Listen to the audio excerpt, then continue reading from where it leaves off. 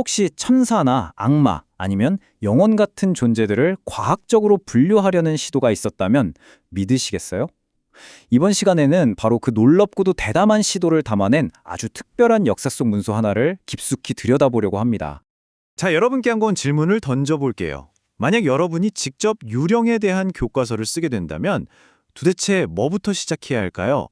이 질문이야말로 오늘 우리가 파헤쳐볼 이야기, 그 야심차고도 어딘가 기묘한 프로젝트의 핵심을 꿰뚫는 질문이라고 할 수 있겠습니다. 놀랍게도 1751년에 실제로 이걸 시도한 사람이 있었습니다. 바로 오규스텐 칼메라는 인물인데요.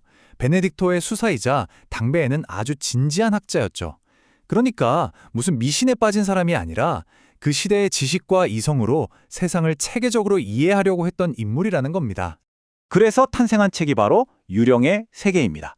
이 책은요, 천사, 악마, 영혼의 출현에 대해서 학문적인 엄격함을 가지고 접근한 아주 체계적인 논문이었어요. 지금 우리한테는 이게 약간 민속학 같은 느낌이지만 칼메는 이걸 거의 백과사전 만들듯이 접근했던 거죠. 자, 그럼 본격적으로 한번 들어가 보죠. 칼메는 이 거대한 주장을 펼치기 위해서 일단 사람들이 가장 쉽게 받아들일 수 있는 것부터 시작해야 했습니다. 일종의 기준점 같은 거죠. 그게 바로 선한 존재, 천사였습니다. 이 슬라이드를 보시면 칼메의 방법론이 딱 보입니다. 그는 성경에 나오는 기록들을 일종의 사실 데이터로 활용했어요. 아브라함을 찾아온 천사 이야기나 야곱의 사다리, 또 신약에 나오는 수많은 천사의 등장까지 전부 다요. 이걸 이해하려면 18세기는 신앙과 이성이 분리되지 않았던 시대라는 걸 알아야 해요. 그때 성서는 그냥 종교서적이 아니라 가장 신뢰할 수 있는 역사 기록물이었거든요. 그러니까 이게 바로 칼메의 초자연 세계관을 떠받치는 가장 단단한 근거 자료였던 셈입니다. 좋습니다. 이제 빛의 세계에서 어둠의 세계로 한번 넘어가 볼까요? 칼메가 구축한 이 유령 세계에서 천사의 정반대편에 서 있는 존재, 바로 악마를 해부해 볼 시간입니다.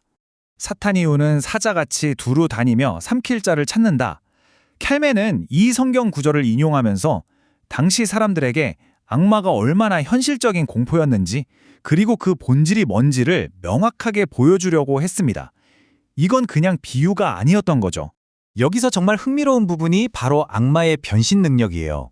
칼메가 정리한 바에 따르면 악마는 옛 뱀의 모습은 물론이고 키 크고 검은 옷을 입은 남자, 사자, 고양이, 심지어 사람을 속이려고 빛의 천사 모습으로도 나타났다고 합니다. 그 변신술과 기만술이 얼마나 대단했는지 짐작이 가시죠?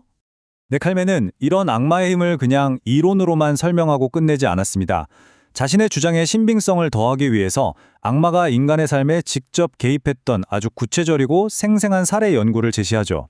이 이야기의 주인공은 미하엘 루이스 폰 부베노렌이라는 젊은 독일 귀족입니다. 로렌 궁정에서 그야말로 인생의 벼랑 끝에 몰렸을 때 그는 아주 위험한 선택을 하게 됩니다. 바로 악마와의 거래죠. 이야기는 이렇습니다.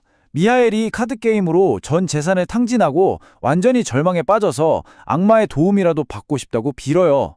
그러자 정말로 젊은이로 변장한 악마가 나타나서 돈을 주겠다며 대신 피로 쓴 계약서를 요구합니다. 그 후 7년 동안 악마는 미하엘의 하인이 되어서 온갖 사악한 것들을 가르쳐주죠. 하지만 계약 기간이 끝나갈 무렵 악마는 그에게 부모를 독살하고 스스로 목숨을 끊으라고 강요하기 시작합니다. 결국 1603년 10월 20일 수도사들이 구마의식을 거행하고 그 과정에서 악마와 맺었던 계약서가 기적처럼 발견되면서 이 사건은 마무리됩니다. 자, 그래서 이 계약의 핵심이 뭐냐? 바로 이겁니다. 칼메는 이 계약 과정을 정말 소름 끼칠 정도로 체계적으로 기록해놨어요. 첫째, 도토리컵에 자신의 피 3방울을 바친다. 둘째, 악마가 불러주는 정체불명의 단어들을 종이 2장에 받아 적는다. 셋째, 그 중 한 장은 마법처럼 계약자의 팔 안으로 쏙 들어간다. 마지막으로 나머지 한 장은 악마가 가져가서 보관한다. 이 비현실적인 절차를 너무나 구체적으로 묘사해놔서 더 오싹하게 느껴지는 거죠. 자, 이제 시간을 100년 뒤로 훌쩍 뛰어넘어 보겠습니다. 칼메의 이 연구를 좀 더 현대적이고 회의적인 시각으로 다시 한번 들여다볼 시간이에요. 1850년대에 헨리 크리스마스라는 편집자가 이 책의 영문판 서문을 새로 썼는데요.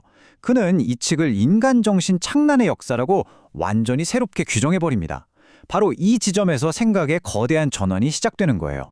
이 표를 보면 두 시대의 관점 차이가 한눈에 들어옵니다.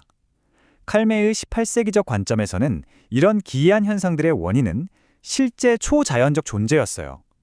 하지만 100년 뒤 크리스마스의 19세기적 관점에서는 인간의 정신착란이나 사기 행각으로 설명되죠. 악마에 의한 빙의 현상은 의학적으로 몸이 뻣뻣하게 굳는 강경증이나 일종의 자연적 최면 상태 같은 심리학적 현상으로 재해석됩니다. 결국 칼메에게 이 책이 실제 벌어진 사건들의 모음집이었다면 크리스마스에게는 인간이 얼마나 쉽게 믿는 데를 보여주는 어리석음의 창고였던 셈이죠. 한번 생각해보세요. 칼메는 신학과 성경이라는 그 시대에 가장 신뢰받던 도구를 사용해서 미지의 세계를 설명하려고 애썼습니다. 100년 뒤 크리스마스는 심리학이라는 새로운 도구를 썼고요.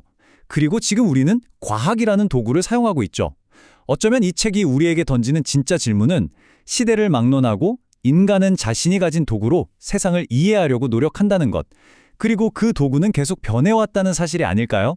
그렇다면 지금 우리의 과학으로도 설명하지 못하는 미스트리들은 먼 미래의 세대들에게는 또 어떤 새로운 도구로 해석될까요?